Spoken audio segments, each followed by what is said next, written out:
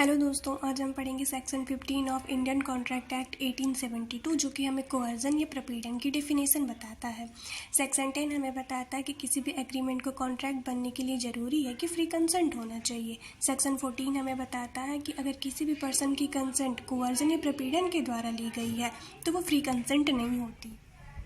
तो कोअर्जन या प्रपीड़न होता क्या है, ये हमें सेक्शन 15 बताता है। पहले कोअर्जन को हम नॉर्मल लैंग्वेज में समझेंगे, फिर हम बेयर एक्ट की लैंग्वेज भी रीड करेंगे।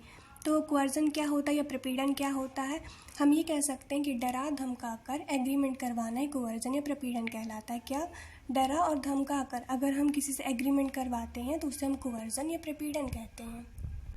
चलिए अब बेयर एक्ट की लैंग्वेज रीड करते हैं।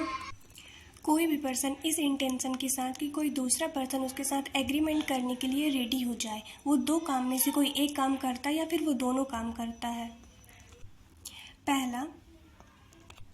पहला आईपीसी या प्रेजेंट टाइम जिसे हम भारतीय न्याय संहिता या फिर बीएनएस के नाम से जानते हैं, उसमें जितने भी ऑफेंस दिए हुए हैं उसे करता है या करने की धमकी देता है। ये काम वो क्यों कर रहा है? ताकि सामने वाला पर्सन उसके साथ एग्रीमेंट करने के लिए रेडी हो जाए। दूसरा ये भी हो सकता है कि वो उसकी प्रॉपर्टी को जिसके साथ वो एग्रीमेंट करना चाहता है उसकी प्रॉपर्टी को या तो वो अनलॉफुल तरीके से डिटेन कर लिए, डिटेन करने की धमकी दे। मतलब वो उसकी प्रॉपर्टी को अपने कब्जे में रख सकता है और कह सकता है कि मैं प्रॉपर्टी तुम्हें तब तक नहीं लौटाऊंगा जब तक तुम मेरे साथ एग्रीमेंट करने के लिए रेडी नहीं हो जाते। या फिर ये भी हो सकता है कि वो उसकी प्रॉपर्टी को भी अपने कब्जे में रखा नहीं है, सिर्फ रखने की धमकी देता है कि तुम मेरे साथ अगर एग्रीमेंट करने के लिए रेडी नहीं हुए तो मैं तुम्हारी प्रॉपर्टी तुमसे छीन लूँगा और तुम्हें तब तक नहीं दूंगा जब तक तुम मेरे साथ एग्रीमेंट करने के लिए रेडी नहीं हो जाते हो। तो इसे ही हम कोअर्जन या प्रपीड़न कहते हैं, जो कि फ्री कंसेंट नहीं होती है। तो क्या इसमें फर्स्ट सिचुएशन ये है कि intention of causing any person to enter into an agreement, कोई भी पर्सन इस इंटेंशन के साथ कि कोई दूसरा पर्सन उसके साथ एग्रीमेंट करने के लिए रेडी हो जाए। इन दो पॉइंट में से कोई एक काम करता है या फिर दोनों काम करता है। मतलब कमिटिंग और threatening to commit any act forbidden by IPC, जिसे प्रेजेंट टाइम में बीएनएस के नाम से जानते हैं। दूसरी सिचुएशन हो सकती है कि वो अनलॉफुल डिटेनिंग, उसकी प्रॉपर्टी को अनलॉफुल तरीके से डिटेन कर लेता है या फिर थ्रेटन करता है, उसको धमकी देता है, डराता है कि मैं तुम्हारी प्रॉपर्टी को डिटेन कर लूँगा, जिसके साथ वो एग्रीमेंट करना चाहता है। तो इसे ही कोअर्जन या प्रपीड़न कहते हैं। अब ये जो दो पॉइंट अभी हम पढ़े हैं जो कोअर्जन में होना बहुत ही ज़रूरी है, उसे हमें एक एग्जाम्पल के थ्रू समझने की कोशिश करते हैं। चलिए एग्जाम्पल देखते हैं। यहाँ पे जो एग्जाम्पल है इसमें 3 सिचुएशन हो सकती हैं और जो हम 2 पॉइंट कवर किए हैं वो दोनों पॉइंट इसमें कवर हो जाएंगे। जो फर्स्ट पॉइंट है वो ये पॉइंट है कि यहाँ पे एक पर्सन आपको ए दिख रहा होगा, दूसरा पर्सन बी है।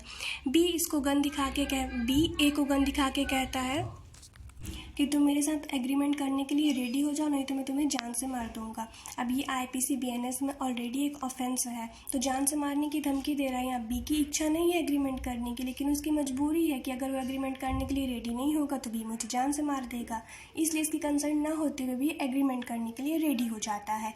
तो ये बी क्या कर रहा है? बी ए के साथ कोअर्जन या प्रपीड़न कर रहा है। यहाँ पे ए की फ्री कंसेंट नहीं है। दूसरी सिचुएशन क्या हो सकती है? दूसरी सिचुएशन ये हो सकती है कि बी ए से कहता है कि मैं तुम्हें तब तक कहीं जाने नहीं दूंगा जब तक तुम मेरे साथ एग्रीमेंट करने के लिए रेडी नहीं हो जाते।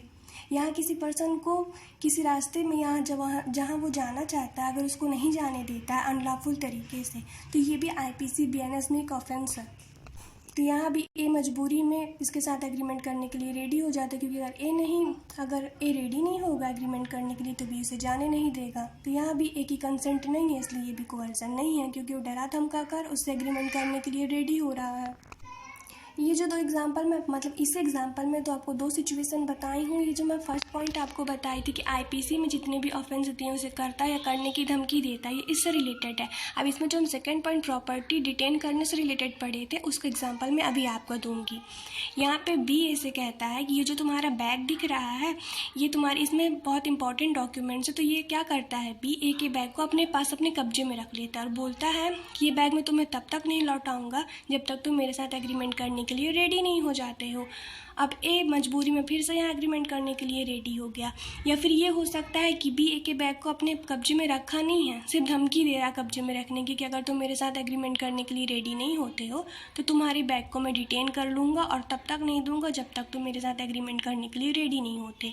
तो यहाँ पे बी क्या कर रहा है? यहाँ पे बी ए के साथ कोअर्जन कर रहा है, इसी को प्रपीड़न कहते हैं। ये तो कुवर्जन या प्रपीड़न की डेफिनेशन हो गई, लेकिन सेक्शन 15 का एक एक्सप्लेनेशन है जो भी हम एक एग्जांपल से ही समझने की कोशिश करते हैं। चलिए इसके आगे की सिचुएशन लेते हैं। क्योंकि यहाँ पे ए डरा हुआ था, उसके पास कोई दूसरा ऑप्शन नहीं था, इसलिए वो एग्रीमेंट करने के लिए रेडी तो ए यहाँ एग्रीमेंट करने के लिए तो रेडी हो गया क्योंकि उस टाइम पे वो डरा हुआ था। लेकिन बाद में जब अपने घर गया एग्रीमेंट करने के बाद, तो ए बी के ऊपर केस फाइल कर दिया और जज साहब से बोला कि मेरे से डरा धमका कर कोवर्जन करके मेरे साथ एग्रीमेंट किया गया है, इसलिए इस कॉन्ट्रैक्ट को वाइड डिक्लेयर कर दीजिए। मैं एग्रीमेंट करना नहीं चाहता था, लेकिन मुझे डराया गया, धमकाया गया, धमकी दी गई ऑफेंस करने की, इसलिए मैं डर गया था। उस टाइम पे एग्रीमेंट करने के लिए रेडी हो गया, मेरे पास कोई दूसरा ऑप्शन नहीं था, लेकिन मैं एग्रीमेंट करना नहीं चाहता था। तो बी अपने डिफेंस में बोलता है कि मैं जहाँ एग्रीमेंट ए के साथ किया हूँ वहाँ तो आईपीसी अप्लाई ही नहीं होती, मतलब वहाँ आईपीसी लागू ही नहीं होती है। तो जब आईपीसी लागू ही नहीं होती है तो फिर ये कोवर्जन कैसे हुआ? क्योंकि मैं आईपीसी में जितने भी ऑफेंस दिए अगर मैं उनकी धमकी भी देता हूँ तो जब उस एरिया में आईपीसी लागू ही नहीं होती तो वो कोवर्जन हुआ ही नहीं।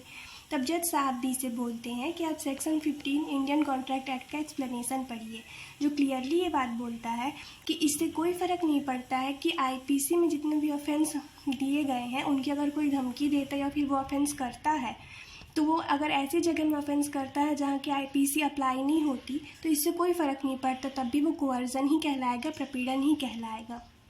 तो सेक्शन 15 सिर्फ इतनी ही बात करता है। आई होप आपको कोवर्जन या प्रपीड़न समझ में आया होगा। नॉर्मल लैंग्वेज में अगर आपसे कोई पूछता है तो हम सिंपली इतना एक्सप्लेन कर सकते हैं कि हमारी एग्रीमेंट करने की इच्छा नहीं है। अगर हमें कोई डराता है, धमकाता है और उस डर या धमकी के कारण हम एग्रीमेंट करने के लिए रेडी हो जाते हैं तो वो कोवर्जन या प्रपीड़न कहलाता है, जो कि फ्री कंसेंट नहीं होता। आज के लेक्चर में बस इतना ही। Thank you.